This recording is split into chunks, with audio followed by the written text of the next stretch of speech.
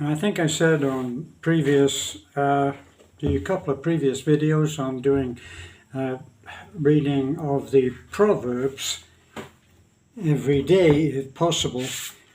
I actually found the book that I got that idea from, that suggestion, and I don't know somebody sent this. This came in one of the boxes, um, I think from our friend John S. He was the only one who I think who sent boxes, unless it was Mr. and Mrs. S. But anyway, this is the book. Oh, it's going the other way around, but you can reverse it. It's called The Little Red Book of Wisdom, and this is a revised edition. And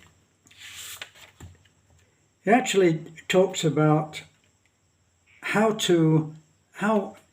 wisdom is applied to your professional life, but of course it applies to all kinds of life. And the idea of reading every day, possibly, I don't know, there would be pros and cons for whether you would read these in the beginning of the day or at the end of the day. At the end of the day, you'd go to sleep with the right kind of thoughts, and that's the most important thing. Why would you need to do that? You know, for myself, I'm much more aware these days, compared to how I was before, that I'm aware of how your thoughts will actually affect the life that you have. And if you keep on, how did I get to this stage? I know we haven't started on the Proverbs yet, but I remember talking about how if someone has made a suggestion, it will stay with you. So this is the reasons and motivation behind looking at this are manifold. For instance, if you are friends, however uneasy with someone, to find out whether they are productive in your life, whether they are creative, whether they're positive, you just have to look at the kind of mind conversations that you have in their absence. And if you are having negative conversations, then you really need to drop those people out of your life. It sounds a little bit cold, but in fact it's a survival situation, because if you think about it, if your thoughts really do create a situation where your life will unfold according to those thoughts, and you have somebody in your life that is constantly bringing negativity, then those thoughts that you're having while you're in conversation in your mind with those people, and this does happen, especially if you're in conflict with those people, you need to get them out of your life. You need to surround yourself with happy people. Now, why people don't realize that in order to be happy, in order to be fairly content,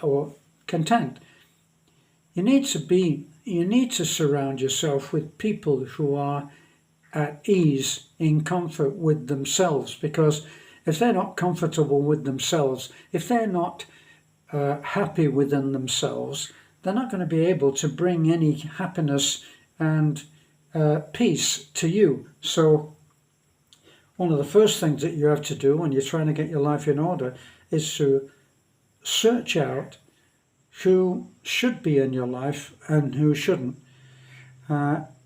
It's not necessarily, as I've said before, it's not necessarily that those people are in themselves toxic, but in the relationship to you, whether it is that you bring out the worst in them, they're not helping you in a creative way, in a spiritual way. So you need to separate from them.